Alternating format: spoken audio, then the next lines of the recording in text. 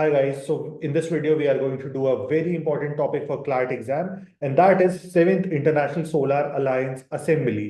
बहुत ज़्यादा important topic है। इंपॉर्टेंट इसलिए क्योंकि इंटरनेशनल सोलर अलायंस का one of the founding members India है और मोदी जी का ये बहुत ही बड़ा एक पेट प्रोजेक्ट है जो बहुत ज़्यादा इंपॉर्टेंट होता है हमेशा एग्जामिनेशन के लिए। आप देखोगे अगर प्रीवियस ईयर्स में तो इस तरह के बहुत सारे टॉपिक्स पूछे गए हैं।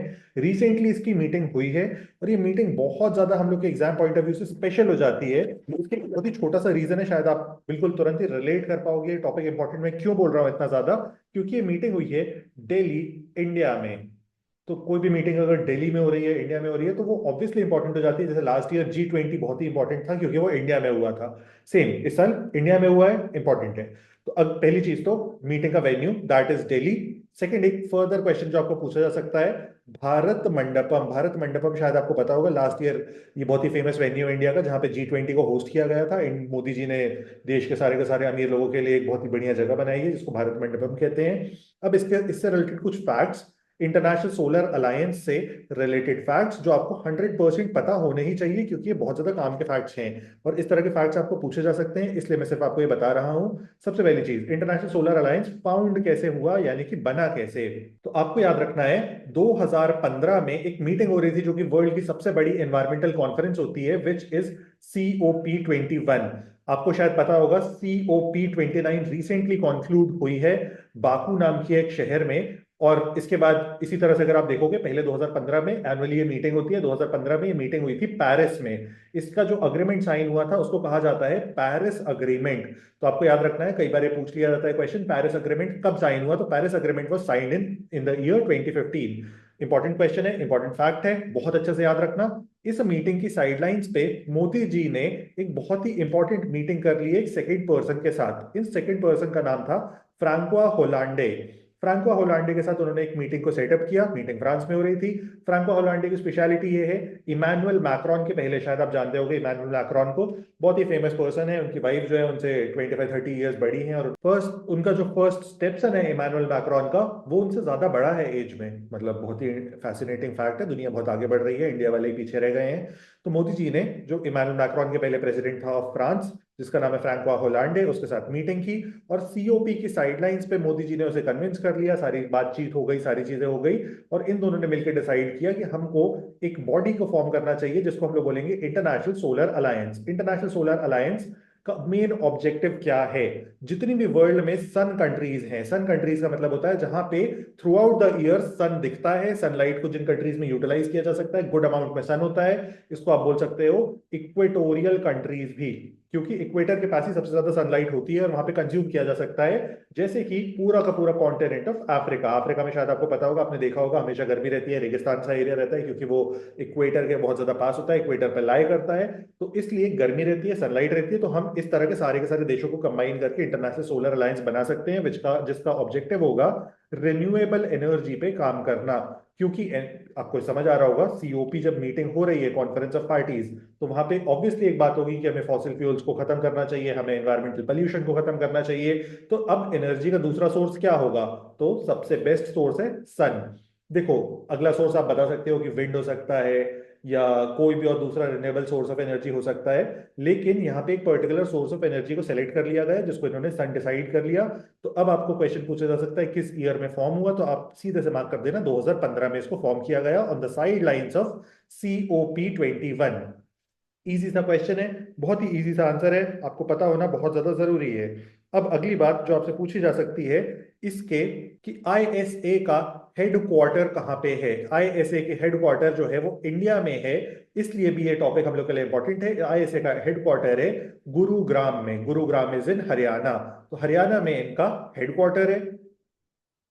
इसका एक शॉर्ट टर्म ऑब्जेक्टिव है ISA का कि बाय 2030 हमें 1 ट्रिलियन USD इन्वेस्ट करना है इन सोलर एनर्जी। सोलर एनर्जी के अंदर बाय 2030 हमें 1 ट्रिलियन की इन्वेस्टमेंट लेके आनी है। शायद आपने पढ़ा होगा कि जितनी भी मीटिंग्स हुई हैं, फॉर एग्जाम्पल CBDCOP 16, जो एक मीटिंग हुई है environmental convention on biodiversity, COP, इसमें भी डिसाइड किया गया है बहुत सारी चीजों को कि हमें 2030 तक क्या गोल्स को अचीव करना है एनवायरमेंट के रेफरेंस में। तो वो सारे के सारे गोल्स डायरेक्टली इनडायरेक्टली यहां से कनेक्ट हो जाते हैं।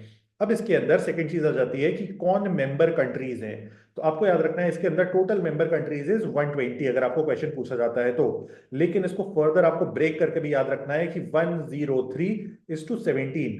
103 मेंबर्स हैं, 17 सिग्नेटरीज हैं। मेंबर्स और सिग्नेटरीज में डिफरेंस ये होता है, मेंबर्स जो होते हैं उनके ऊपर सारी की सारी चीजें बाइंडिंग होती हैं, वो फुल टाइम उनको अटेंड करनी होती है सारी चीजें। सिग्नेटरीज का मतलब होता है एट द सेम टाइम कि इसने इस अग्रीमेंट को साइन किया हुआ है, बट सारे के सारे क्लॉजेस उस पर अप्लाई नहीं होते हैं। यानी कि एक वो होता है ना कि मैं अपने पापा से डिमांड कर सकता हूँ और चाचा से कम डिमांड कर सकता हूँ, सेम वही चीज है। ये सारे के सारे चाचा है, लेकिन इनको हम 120 ही मार्क करते हैं। 120 आप याद रखना।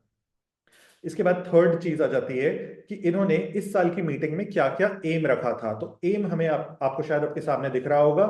इस साल का इनका एम था सोलर एनर्जी डिप्लॉयमेंट इन मेंबर कंट्रीज। यानी कि जो 120 कंट्रीज हैं उनमें सोलर एनर्जी को हमको डिप्लॉय करना चाहिए। डिप्लॉय करने का मतलब होता है जो भी हमने एनर्जी को हम जनरेट कर रहे हैं उनको हमको वहां पे ले जाके देना चाहिए for the use of people.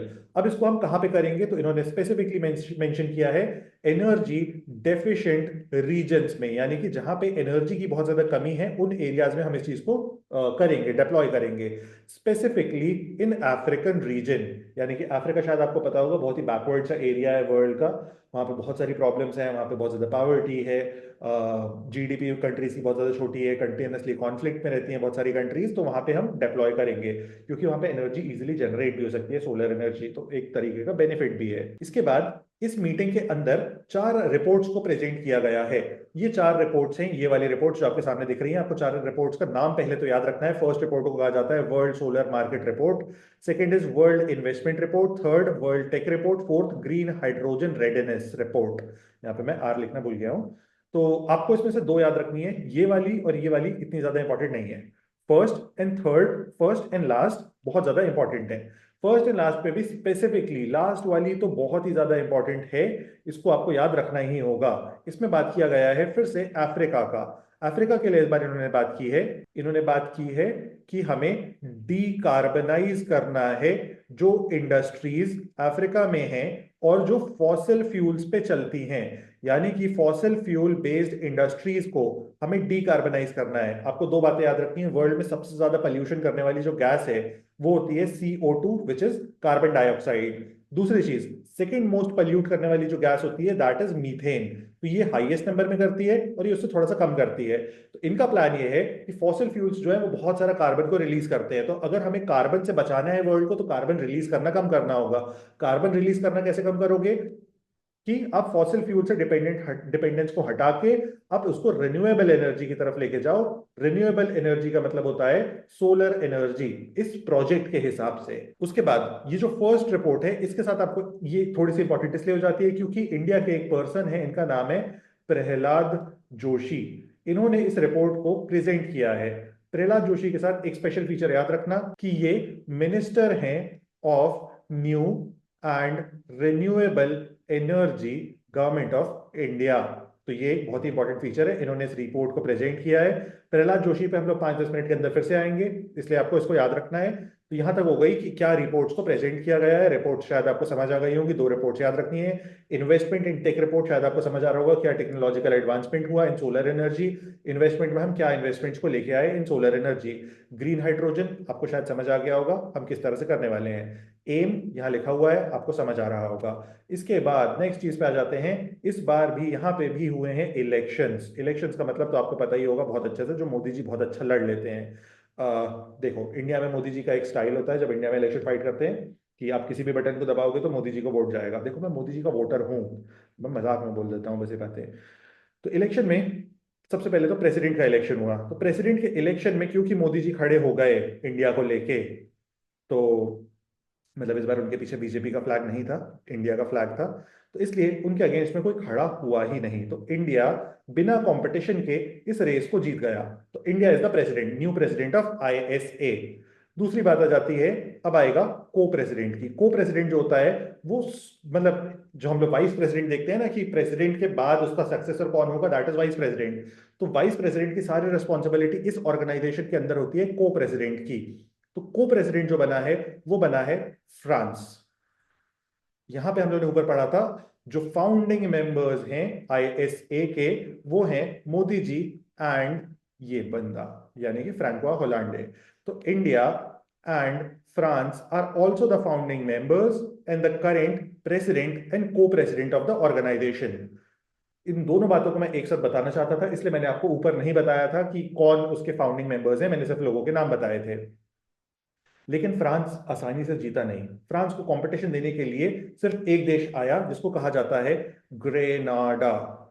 सिर्फ एक देश आया इनके कंपटीशन में और ये देश हार गया। शायद आपको पता होगा, जियोपॉलिटिकली बहुत ही ज्यादा इनसिग्निफिकेंट कंट्री है, वन ऑफ द रीजंस उसका हारने का भी। इसके बाद थर्ड इलेक्शन हुआ वाइस प्रेसिडेंट का। तो अब यहाँ पे आपको वाइस प्रेसिडेंट के साथ एक दो खासियत को याद रखना है। वाइस प्रेसिडेंट के नाम याद रखना इतना ज्यादा इंपॉर्टेंट नहीं है मेरे हिसाब से, उनको पूछा जाना नामुमकिन है क्लैट के लिए, क्योंकि वो बहुत ज्यादा लॉजिकल क्वेश्चन नहीं होगा। लेकिन बात यहाँ पे वाइस प्रेसिडेंट के साथ यह आ जाती है, अकॉर्डिंग टू आईएसए, शायद आपको याद होगा आईएसए मैंने बताया 120 कंट्रीज हैं। अब इन 120 कंट्रीज को डिवाइड कर दिया गया है इन 4 रीजन्स। 4 रीजन्स का मतलब है हमने पूरी 120 कंट्रीज को 4 पार्ट्स में डिवाइड कर दिया। 4 पार्ट्स में डिवाइड कैसे किया? बेस्ड ऑन देयर रीजन, यानी कि वो कहां पे लाई करती है कंट्री, उसके बेसिस पे हमने उसको डिवाइड कर दिया। फॉर एग्जाम्पल सारी की सारी यूरोपियन कंट्रीज को एक साथ रख दिया, सारी की सारी अमेरिकन कंट्रीज को एक साथ रख दिया, सारी एशियन कंट्रीज को एक साथ रख दिया। तो इन्होंने 4 रीजन बनाए हैं। चारों रीजन के मैं आपको नाम बता दे रहा हूँ क्विकली, और उसके बाद क्या होगा वो भी बता देता हूँ। तो first region is called Asia and Pacific. Second region is called Europe and others. Europe में क्योंकि फ्रांस आता है इसलिए आपको इस चीज को याद रखना है, फ्रांस की वजह से बहुत ज्यादा इंपॉर्टेंट रीजन हो जाता है। बहुत सारे लोगों को ऐसा लगता है कि फ्रांस में तो हमें फ्रांस एंड यूरोप में तो हमेशा ठंडी रहती है, तो ठंड के देश में कहाँ से आएगा सोलर, कैसे कर लोगे, हीटर लगाना पड़ेगा वहां तो उल्टा। तो ऐसा कुछ नहीं होता है, फ्रांस भी इसका मेंबर है और यूरोपियन कंट्रीज और भी हैं कुछ जो इसका मेंबर हैं। Third is Africa and last is America and Caribbean. Caribbean वही वाला रीजन होता है वेस्ट इंडीज वाला जहां पे रोहित शर्मा हम लोग को वर्ल्ड कप जिता के लाया था, जिसके बाद हम लोगों ने बहुत सारी पार्टी की थी। तो वो करीबियन एरिया होता है, करीबियन रीजन होता है। अमेरिका शायद आपको पता होगा, for example north and south America की जितनी भी कंट्रीज इसका मेंबर है, क्योंकि वो लोग बहुत कम कंट्रीज वहां की मेंबर है। तो इस तरह से हमने 4 पार्ट्स में डिवाइड कर दिया है, 4 रीजन्स में डिवाइड कर दिया, और हम इन रीजन्स के हिसाब से कंसिडर करते हैं सारी चीजों को। अब वाइस प्रेसिडेंट के लिए हम लोग बोलते हैं कि हर रीजन का रिप्रेजेंटेशन इक्वल होना चाहिए। तो इसलिए हर रीजन से हम लोग 2 वाइस प्रेसिडेंट्स को बनाएंगे। तो हर रीजन से आएंगे 2 vice presidents, which makes it total 8 VPs. तो अब 8 वीपी बन रहे हैं, इसलिए इस क्वेश्चन के पूछे जाने की प्रोबेबिलिटी बहुत ज्यादा नहीं है। इतनी सारी कंट्रीज के नाम आपको नहीं पूछने वाला है क्लैट कंसोर्शियम। अगली बात, मैंने बोला था एक इंसान का नाम प्रहलाद जोशी। इस चीज को रिप्रेजेंट करने वाले हैं इंडिया में LADH, प्रहलाद जोशी। मतलब इसको रिप्रेजेंट कर रहे हैं इंडिया को इसमें एज प्रेसिडेंट प्रहलाद जोशी, जो कि मिनिस्टर है of new and renewable energy. इसके बाद यहाँ पे एक और सिलेक्शन हुआ है जिसको कहा जाता है न्यू डायरेक्टर जनरल का। डायरेक्टर जनरल इसको हेड करता है पूरी की पूरी असेंबली को। प्रेसिडेंट्स जो होते हैं, को प्रेसिडेंट्स जो होते हैं, वो इलेक्शन से आते हैं, वो फाइनल डिसीजंस लेते हैं, लेकिन वो चले जाते हैं। डायरेक्टर जनरल एक फिक्स्ड पोजीशन है जो पॉलिटिकली इन्फ्लुएंस, पॉलिटिकली नहीं बोलना चाहिए, मतलब जियो पॉलिटिकली बहुत ज्यादा इन्फ्लुएंस नहीं रहेगी पूरे ऑर्गेनाइजेशन की चीजों से। वो डे टू डे वर्क को करने में सबसे ज्यादा हेल्प करेगी। तो अब यहाँ पे डायरेक्टर जनरल जो बना है, इस पर्सन का नाम है आशीष खन्ना। आपको इनका नाम भी याद रखना होगा। ये नाम इसलिए इंपॉर्टेंट हो जाता है क्योंकि शायद आपको दिख रहा होगा ये इंडियन नेम है। तो द थर्ड डीजी इज आशीष खन्ना। अब इसको आपको एक क्वेश्चन पूछा जा सकता है, आशीष खन्ना किसको सक्सीड कर रहे हैं? तो वो सेकंड डीजी को सक्सीड कर रहे हैं। इस सेकंड डीजी का नाम है अजय माथुर। अजय माथुर को सक्सीड कर रहे हैं। इसके बाद एक लास्ट फैक्ट आपको पता होना चाहिए, एक वर्ल्ड बैंक का मिशन है। वर्ल्ड बैंक शायद आपको पता ही होगा। वर्ल्ड बैंक का एक मिशन है जिसको कहा जाता है मिशन 300। इस नौकरी के मिलने के पहले जो आशीष खन्ना थे वो एक दूसरा काम करते थे, वो वर्ल्ड बैंक के लिए काम करते थे, और वर्ल्ड बैंक में वो एक मिशन पे काम कर रहे थे जिसको कहा जाता है मिशन 300। मिशन 300 का बहुत ही सिंपल सा ऑब्जेक्टिव था कि हमें 300 मिलियन पीपल तक, 300 मिलियन पीपल तक एनर्जी एक्सेस पहुंचाना है, यानी कि एक्सेस टू एनर्जी देना है to 300 million people in Africa region. यानी कि अफ्रीका में जिन लोगों के पास किसी भी तरह की एनर्जी नहीं है, बिजली नहीं आती है, बल्ब नहीं जलते हैं, उन तक हमको बिजली को पहुंचाना है। इस काम को करने वाले थे, लेकिन उनको अब एक बेहतर जॉब मिल गई है। तो जैसा कि सारे के सारे कॉर्पोरेट लॉयर्स, इंजीनियर्स और सारे लोग करते हैं इंडिया में, अपनी जॉब को स्विच कर लेते हैं। तो इन्होंने भी अब अपनी जॉब को स्विच कर लिया है क्योंकि उनको एक बेटर अपॉर्चुनिटी मिल गई। तो ये थी सारी की सारी चीज़ें जो आपको पूछी जा सकती हैं इस टॉपिक के अंदर से। इसके बियॉन्ड मेरे को लगता है कि आपको कुछ भी क्वेश्चन पूछा जाना काफ़ी ज़्यादा डिफिकल्ट है। एक लास्ट चीज़, यहाँ पे जो भी पर्सन अपॉइंट होगा उसका 5 इयर्स का टेन्योर रहता है। तो आप इस चीज़ को इजीली मार्क कर सकते हो। इनका टेन्योर का जो टाइम था ये था 2021 से 2025, और 2025 से शुरू हो जाएगा आशीष खन्ना का टेन्योर। तो आपको इस बात को भी याद रखना है लास्ट।